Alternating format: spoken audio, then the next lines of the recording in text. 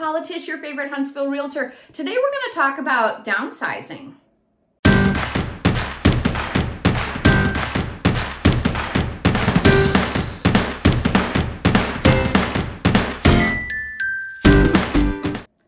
If you love my videos, please like and follow here on List with Paula or right here on the YouTube channel. I would love that so much.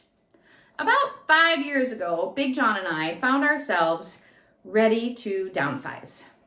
All our kids were gone. They'd all gone off to college and got married and kids and all the different things. And we no longer wanted to fuss with a big house or a yard or any of that stuff. And so we decided to downsize. So today we're going to talk about all the different things included in downsizing, because this is a hard time for a lot of people. When you're downsizing, there are several steps that you can take. First thing is start giving things away. Start with your kids, okay? I see parents so often storing tons of their children's things. People, they are adults. They can store their own crap. I hate to be harsh, but they can.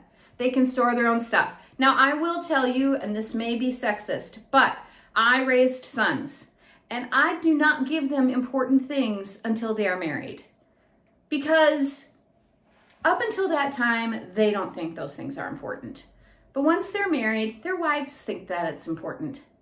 So that's just how I do it. You can do your own thing, but start giving stuff away. My grandma, when she was downsizing, she said her motto was give one thing away every day. No matter what it was, give it away. Step 2, Marie Kondo Everything. And I mean everything. Everything that you have should have a meaning to you. And if it doesn't, it goes. For example, these shelves that you see behind me, everything on these shelves is important to me for some personal reason. If it's not important to me, it doesn't stay on the shelf. Now, okay, obviously, lamp. It's a boring, cheap lamp, but it's functional. It lights up this room when I need it to.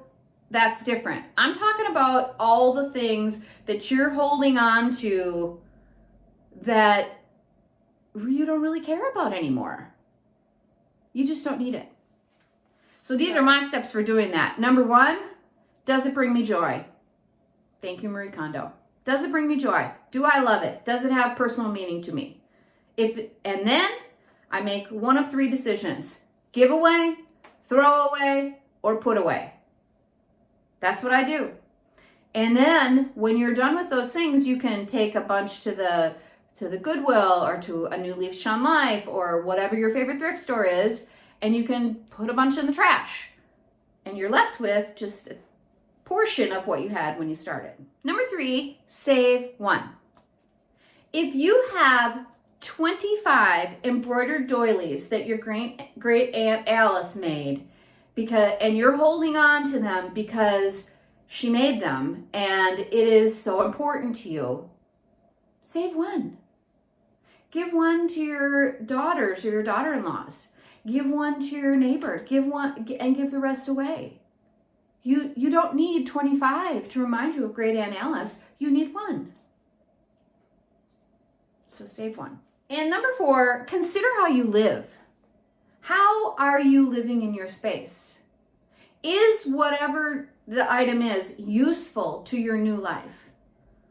For example, do you have this gorgeous outdoor set that's on your enclosed screen porch, but your new home doesn't have a new screen porch?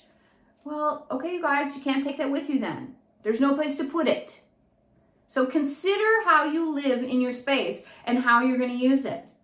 If you have any questions about downsizing, I would love to chat with you about it, because honestly, I feel like I'm downsizing every single day. When Big John and I moved from Wisconsin, we went from a 4-bedroom home to a 2-bedroom apartment, and we downsized the heck out of things. And then when we moved from our 2-bedroom apartment to our condo, we continued to fine-tune that. And now that we're having family move into the area, we're fine-tuning it again. So consider the things that you need and how you're going to live. And if you need help, give me a call. I want you to love where you live.